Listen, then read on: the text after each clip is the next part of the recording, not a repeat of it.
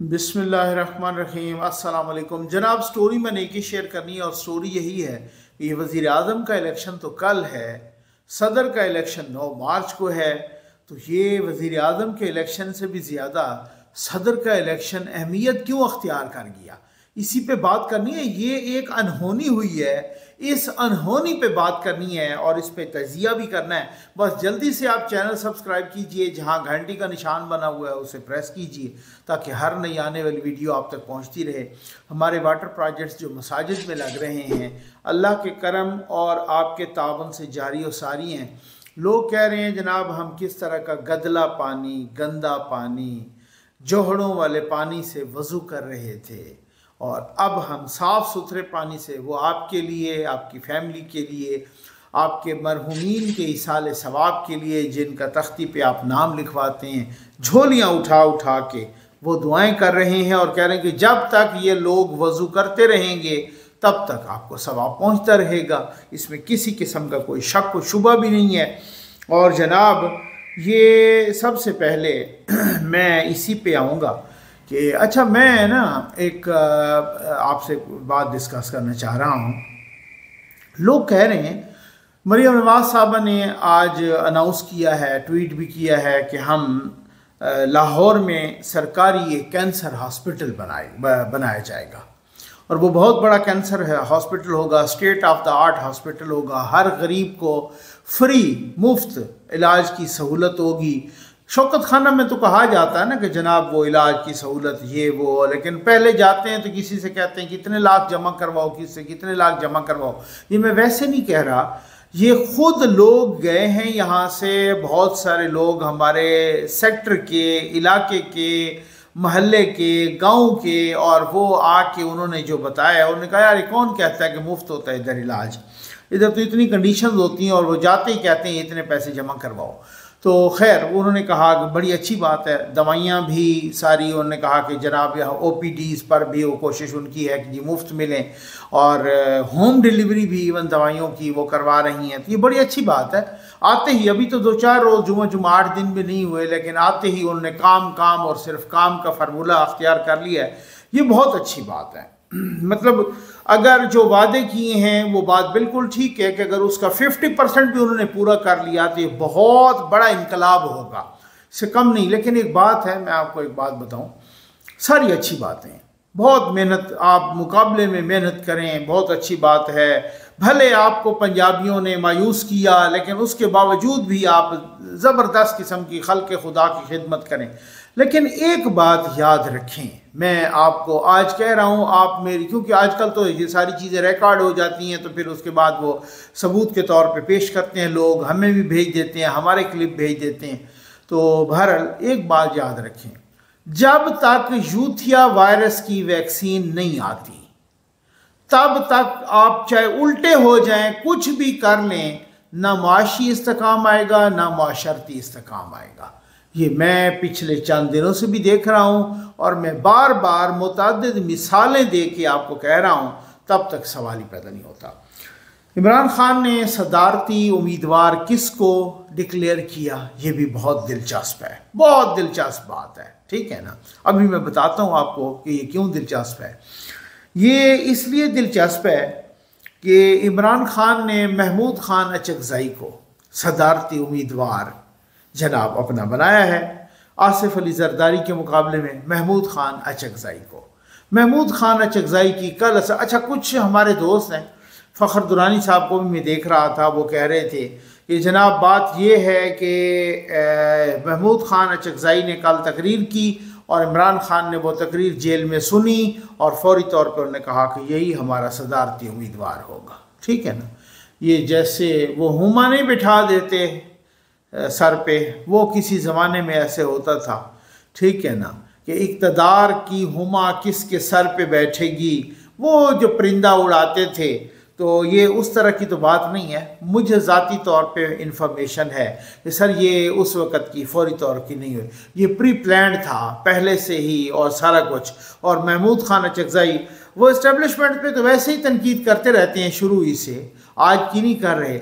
लेकिन ये कहना कि इमरान खान का मैंडेट मिला है, अगर आप उसे मैंडेट नहीं देंगे तो फिर हम उसको वो गद्दार होगा, इस असम्बली को इमरान खान की रिहाई की करारदाद पास करनी होगी, ये बातें ऐसी नहीं हो गई, रातों रात नहीं हो गई, प्री प्लान्ड थी सारा कुछ। खैर, तो बेस्ट ऑफ लक जनाब महमूद खान अचकज़ई को।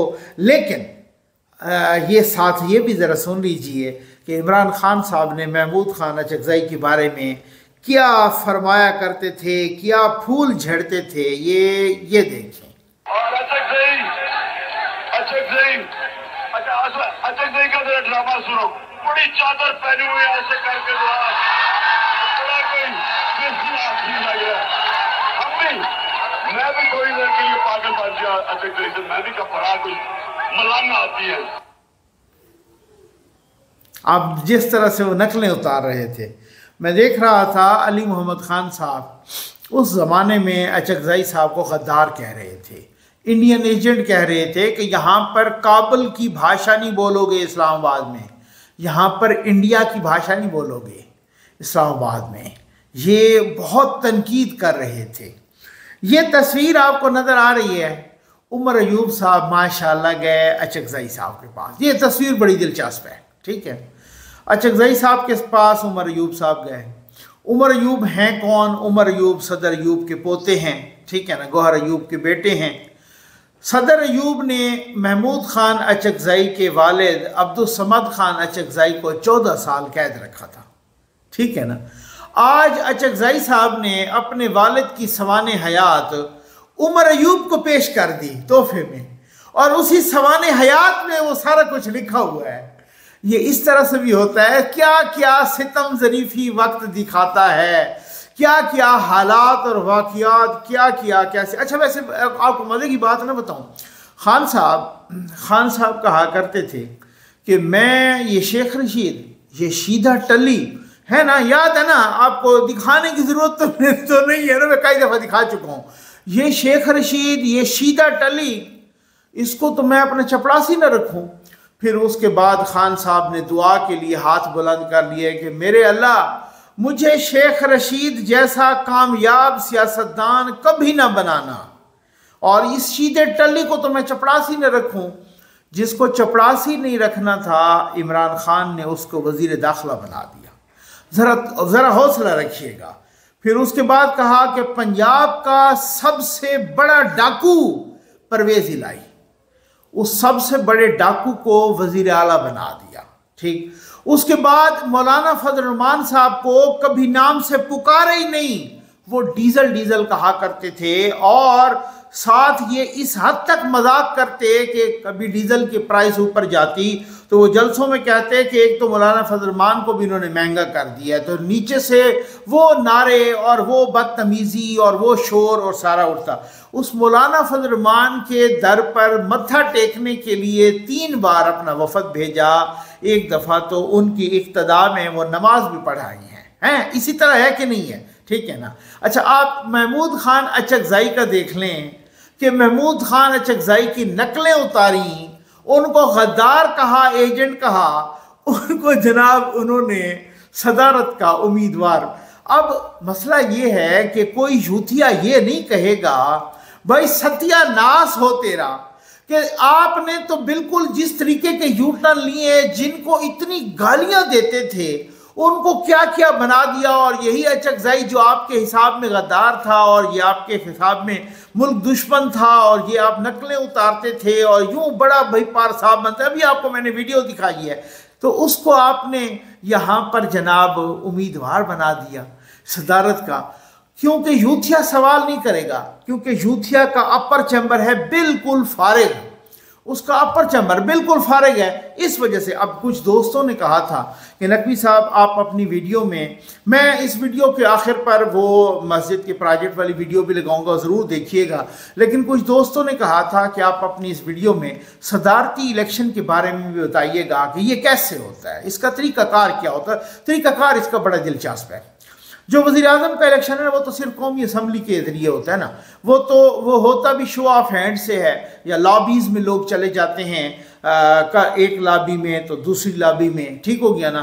कल दो मद्दे मुकाबिल हैं, एक शहबाज शरीफ साहब हैं पीपल्स पार्टी, नून लीग, MKM इनके, बाकी इस्तेकाम में पाकिस्तान पार्टी, काफ लीग, बाप, इन सब के जो है ना मुतहिदा उम्मीदवार हैं, मुतफिका।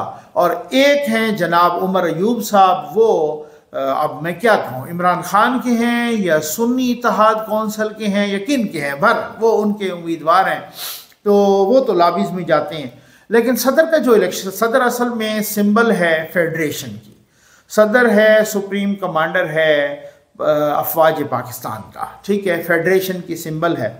और जैसे सेनेट है ना फेडरेशन की सिंबल, इसी तरह से सदर भी फेडरेशन की सिंबल है। और इसको किस तरह से वोट, अब तकरीबन को 11 से ज़्यादा वोट हैं जो सदर को पढ़ने हैं, सदर के उम्मीदवारों को अपना 9 मार्च को। अच्छा, ये होता कैसे है? कौमी असम्बली के जितने भी वोट हैं ना वो एक एक गिना जाता है, ठीक है ना, कौमी असम्बली का। ये कुछ नौजवानों ने मुझे मैसेजेस किए कि नकवी साहब आपने सर ये भी बता देना है इसमें, तो मैंने कहा कि वो तो आपको वैसे पता है बहुत सारों को, लेकिन वो कहते हैं कि जनाब जो कौमी असम्बली है ना, कौमी असम्बली का एक वोट इज इक्वल टू एक वोट, ठीक है ना। मसलन जितने वोट जरदारी साहब को पड़ गए 200, तो इट मीन्स के 200, ठीक है ना। उनको पड़ गया 90, 91 या जितने भी, तो इट मीन्स के वो 90, 91, ठीक है। एक वोट इज इक्वल टू एक वोट। सेनेट का भी एक वोट इज इक्वल टू एक वोट, जिस तरह से एक वोट पड़ेगा तो वो एक ही होगा। बलूचिस्तान असम्बली का एक वोट इज इक्वल टू एक वोट, क्योंकि वो तकरीबन को 65 अरकान हैं बलूचिस्तान असम्बली के, 65। अब आ जाएं आप दूसरी असम्बलियों पर, ठीक है ना। अब पंजाब असम्बली है ना, पंजाब असम्बली में कैसे, अब जितनी भी बाकी असम्बलियां हैं सब के 65 वोट होंगे। अब आप हैरान होंगे यार ये कैसे, पंजाब असम्बली के तो कहीं 371 अरकान हैं, तो ये क्या है कि सब के 65 हैं। जी हाँ, उसमें फार्मूला रखा जाता है सबसे छोटी असम्बली का, और छोटी असम्बली है बलूचिस्तान असम्बली, उसके अरकान है 65।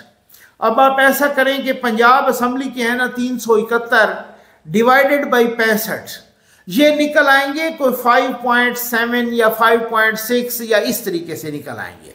तो इसका मतलब है कि पंजाब असम्बली में कोई 5, 5.5, पौने 6 वोट पड़ेंगे, तब वो एक वोट के बराबर होंगे। अब समझ आ गई आपको, ठीक हो गया ना।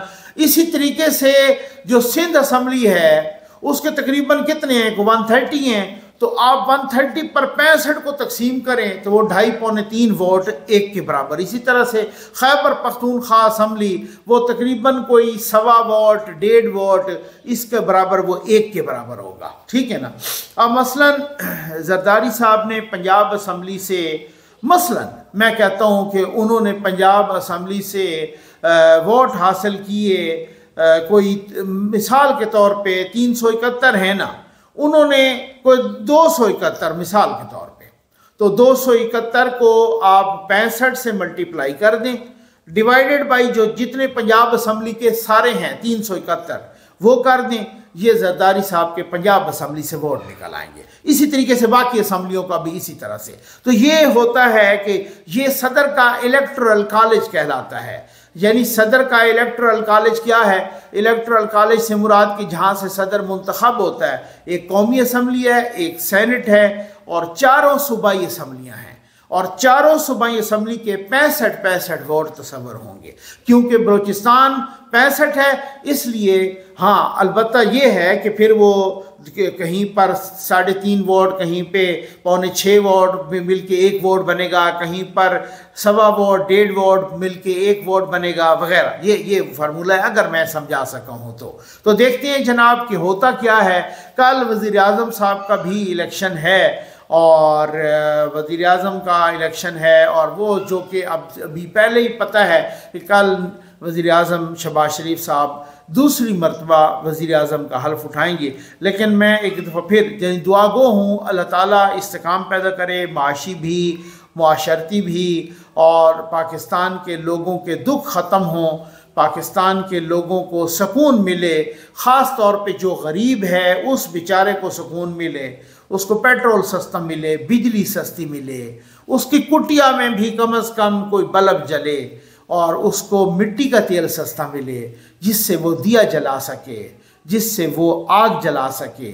तो इसी तरीके से उसको दालें सस्ती मिलें, सब्जियां सस्ती मिलें, उसको गोश्त सस्ता मिले, इलाज सस्ता मिले, ये सारी चीज़ें। और ये मैं समझता हूँ कि डू और डाई वाली पोजीशन है, सिचुएशन है। अदरवाइज़ ये बहुत मुसीबत हो जाएगी कि लोगों का एतमाद बिल्कुल उठ जाएगा। वैसे ही जो हालात पैदा कर दिए गए हैं, एक सूरत हाल इस तरह की पैदा कर दी गई है कि जैसे लोगों का एतमाद जमहूरियत से और सियासतदानों से तबाह बर्बाद हो जाए, ख़त्म हो जाए। ये प्लानिंग थी, कुछ भी हो। लेकिन इस सारी चीज़ों के बावजूद मैं यही कहता हूँ कि जब तक यूथिया वायरस है और जब तक यूथिया वायरस की वैक्सीन नहीं आती, तब तक आप इस काम को भूल जाएं। जो मुझसे इत्तफाक करते हैं मेरे कमेंट्स में बताएं, जो इत्तफाक नहीं करते मुझे उनका भी एहतराम है। उम्मीद है आपको वीडियो पसंद आई होगी। आपका बहुत बहुत शुक्रिया। ये वीडियो ज़रूर देखिएगा। हमारी मस्जिद जो है मस्जिद यासीन है, क्योंकि ये बहुत प्रॉब्लम है पानी का, क्योंकि पानी का मसला है इधर। हम ज़फ़र नकवी साहब को हम अपील करते हैं कि हमारी मस्जिद का पानी वाला मसला हल कर दें। यार इलाका तमाम इलाका है, पानी का बहुत सारा मसला है। वतन अजीज़ में बेशतर ऐसे इलाके मौजूद हैं जहाँ पे बसने वाले लोग नदी, नालों और जोड़ों का गंदा पानी पीने पर मजबूर हैं। ऐसे इलाकों में बसने वाले लोगों की ज़िंदगी का सबसे बड़ा मसला साफ़ पीने का पानी है, जिसके लिए खल्क़े खुदा सदियों से तरस रही है। हम यहाँ से पानी पीते भी हैं और वज़ू इससे करते हैं। ये पानी बहुत ख़राब भी है। हम लोग ज़फ़र नकवी वेलफेयर फाउंडेशन की तरफ से आए तो आपको इधर देखा है नहर से पानी भर रहे थे। पानी किस लिए भर रहे हैं आप? पानी नहर से भरते हैं, वज़ू करते हैं। मरहुमा सलीमा समद के साल सवाब के लिए एक मस्जिद में वाटर प्रोजेक्ट मुकम्मल किया गया। अल्लाह ताला मरहुमा की मग़फ़रत फरमाए। बेआब इलाकों में ज़फ़र नकवी वेलफेयर फाउंडेशन का प्रोजेक्ट साफ़ पानी महफूज ज़िंदगी जारी व सारी है। हम ज़फ़र नकवी साहब का दिल की अथाह गहराइयों से शुक्र अदा करते हैं। अस्सलाम वालेकुम। ज़फ़र नकवी वेलफेयर फाउंडेशन के वाटर प्रोजेक्ट साफ़ पानी महफूज ज़िंदगी में बेआब इलाकों की मसाजिद में वाटर पम्प्स की तनसीब पाकिस्तानियों और ओवरसीज़ पाकिस्तानी डोनर्स के ताउन से जारी। हम ज़फ़र नकवी साहब का दिल की अथाह गहराइयों से शुक्र अदा करते हैं कि उन्होंने हमारा पानी का मसला हल कर दिया। हम इससे वज़ू भी करेंगे और जितने भी लोग वज़ू करेंगे इससे उनको भी इसाले सवाब होगा। जब तक करते रहेंगे इसाले सवाब होता रहेगा। हम इसमें खुरम शहजाद का शुक्रिया अदा करते हैं जिन्होंने ये डोनेट किया है और बराए इसाले सवाब सलीमा समद के अल्लाह उन्हें जन्नत में आला मकाम नसीब फरमाए। ज़फ़र नकवी को अल्लाह बों देवे ना पानी था बोर लगा दीते ना पंप लगा दीते ना को बों देवे वज़ू बने सु इंशाअल्लाह। तरई लोग शोदे बोने नहीं था, रस्ते ते खड़े वने नहीं था, तो इन्होंने वज़ू मुज़ू दा पानी नहीं होता। अल्लाह इन्हें बों देवे, उन्हें वास्ते बड़ा फायदा थी। वैसे अल्लाह तो खुश है। नाजरीन, आज का वाटर प्रोजेक्ट जनाब खुरम शहजाद समद साहब ने मरहुमा सलीमा समद साहबा के इसाले सवाब के लिए डोनेट किया। अल्लाह तबारक व तआला मरहुमा की मग़फ़रत फरमाकर जन्नतुल फिरदौस में आला मकाम अता फरमाए और इस अतिया को अपनी बारगाह में कबूल फरमाए। से पानी भरते थे, अब ज़फ़र नकवी ने हमें मस्जिद में पानी लगा दिया है और हम ज़फ़र नकवी का शुक्रिया अदा करते हैं। शुक्रिया अदा किया गया अल्लाह पाक के पानी मसला मुख्तार के खुदा पाक शुक्रिया अदा किया। जन्नत में फिरदौस नसीब के खुदा।